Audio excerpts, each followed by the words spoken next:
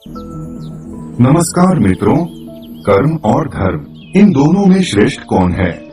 आपने कह दिया कर्म, हमने कह दिया धर्म, लेकिन कहने से कुछ नहीं होता, हर चीज को सिद्ध करना होता है।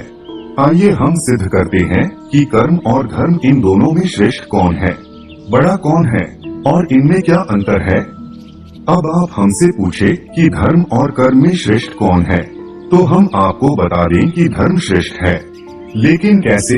अब सुनिए, इस धरती पर जो भी कर्म कर रहा है, यहाँ तक कि आंखों की पलक झपक रही है, तो वह अपना कर्म हो रहा है। हम बोल रहे हैं, यह भी कर्म है। आप बैठे बैठे सुन रहे हैं, यह भी कर्म है। आप मोबाइल चला रहे हैं, यह भी एक कर्म है। कुछ भी आप कर रहे हैं, वह क्या है? कर्म है। कोई शराब पी रहा है तो वह भी कर्म है, और कोई दूध पी रहा है तो वह भी कर्म है। माँ के पैर दबाना कर्म है, और माँ को गालियाँ देना भी कर्म है। किसी के साथ झगड़ा करना भी कर्म है, और किसी की आरती उतारना भी कर्म है। परंतु अब हमारा धर्म जो है वह क्या कार्य करता है, इसे समझते हैं। धर्म जो है वह यह बताएगा कि कौन सा कर्म करना है और कौन सा कर्म नहीं करना है। बिना धर्म के कर्म अंधा है, उसे दिखाई नहीं देता है कि क्या सही है और क्या गलत है, क्या पाप है और क्या पुण्य है।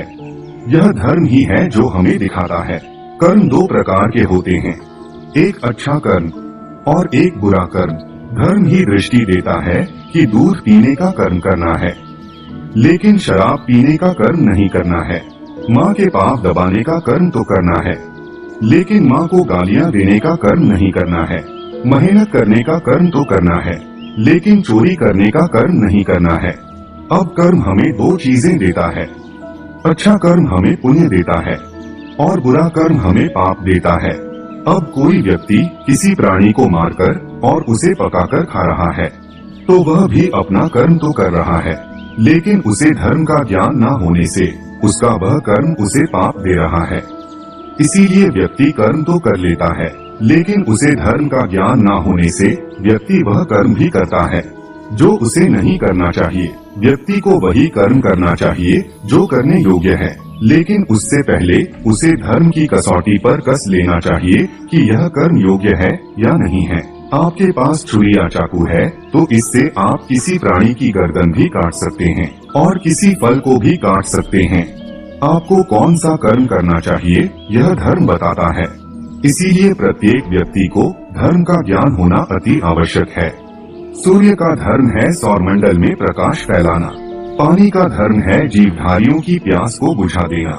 इसी प्रकार माता पिता का धर्म है अपने संतान का अच्छे प्रकार से पालन पोषण करना। उसी प्रकार संतान का धर्म है माता पिता को वृद्धावस्था में सहारा देना।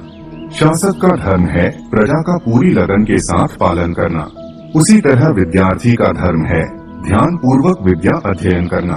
इस तरह से ईमानदारी पूर्वक अपने कर्तव्य का निर्वाह करना ही वास्तविक धर्म है।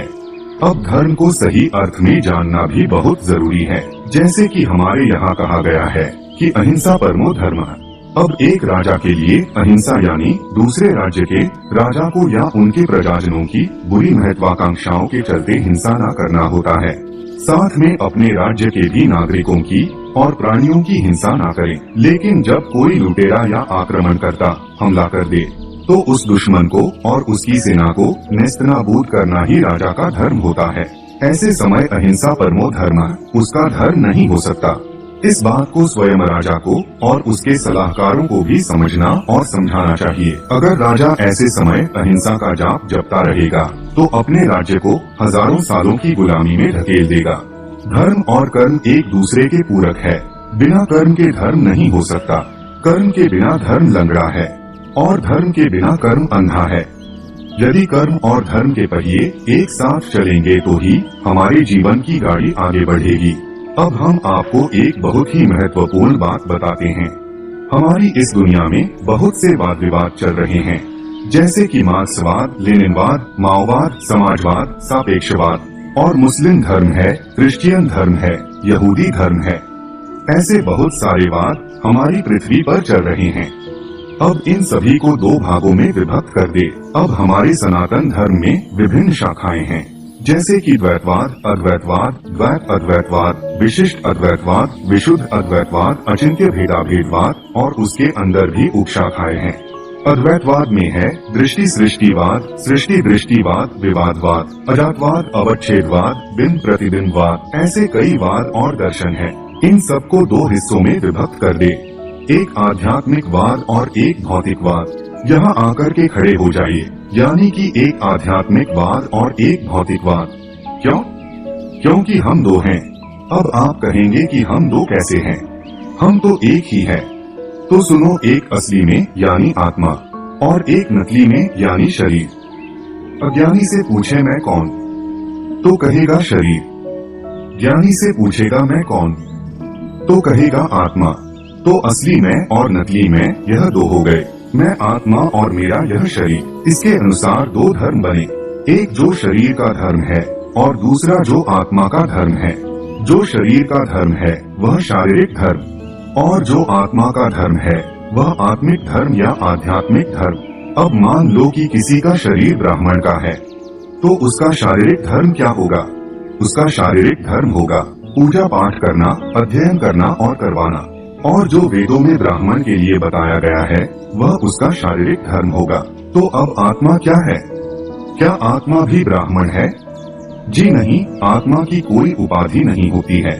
न अहम मनुष्यो, न च देव यक्ष, न ब्राह्मण क्षत्रिय वैश्य शूद्र, न ब्रह्मचारी, न गृही, वनस्थो, भिक्षुन चाहम निस्बोध रूपः। तो आत्मा कहती है कि मैं देवता, यक्ष, ब्राह्मण, क्षत्रिय, वैश्य, शूद्र, ब्रह्मचारी, गृही और सन्यासी नहीं हूँ। मैं तो निजबोध स्वरूप शुद्ध आत्मा हूँ। तो आत्मा का धर्म क्या होता है? आप सभी जानते ही होंगे कि आत्मा परमात्मा का अंश है।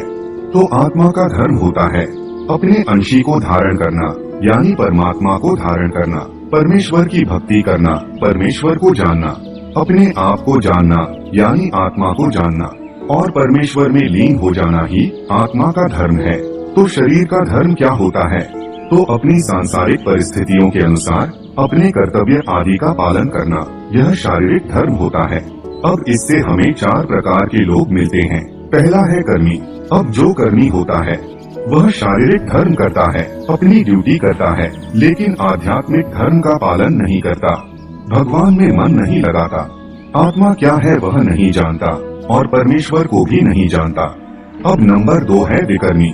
विकर्मी शारीरिक धर्म भी नहीं करता और आध्यात्मिक धर्म भी नहीं करता, इसीलिए विकर्मी सीधे नरक जाता है। तीसरा है कर्मयोगी। कर्मयोगी शारीरिक धर्म भी करता है और आध्यात्मिक धर्म भी करता है, वह दोनों ही धर्मों का पालन करता है। और चौथा है कर्म सन्यासी। कर्म सन्यासी क्या करता है? तो वह शारीरिक धर्म को छोड़ देता है, मात्र आध्यात्मिक धर्म का ही पालन करता है। जैसे कि संसार छोड़कर बने हुए असली त्यागी, बैरागी, योगी इत्यादि। अब हम रहते तो इस संसार में ही हैं, सन्यासी तो हम हैं नहीं। तो हमें कर्मयोगी बनना चाहिए, शारीरिक धर्म का भी पालन करना चाहिए और आध्यात्मिक धर्म का पालन भी करना चाहिए। गीता में भी भगवान श्री कृष्ण अर्जुन को कर्मयोगी बनने की सलाह देते हैं। और अगर आप ऐसा नहीं कर सकते तो सब कुछ छोड़कर प्रभु की शरण में चले जाए, क्योंकि हम सभी आत्माओं के लिए आध्यात्मिक परमो धर्म है, आत्मिक धर्म ही परम धर्म है। अब जब संसार में धर्म का क्षय होने लगता है, पुत्र अपने पुत्र धर्म का पालन नहीं करता, पत्नी अपने पत्नी धर्म का पालन नहीं करती, राजा अपने राज्य धर्म का पालन नहीं करता, लोग धर्म क्या है यह भूलने लगते हैं और झूठे संप्रदायों के चंगुल में फंसकर झूठे धर्म का पालन करने लगते हैं। मानव अपने मानवता के धर्म को भूल जाता है, इंसान अपनी इंसानियत के धर्म को भूल जाता है।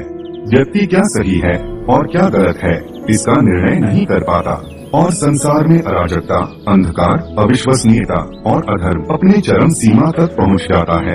तब भगवान पापियों का और दुष्टों का नाश करने के लिए अपने इस कथन को साकार करते हैं।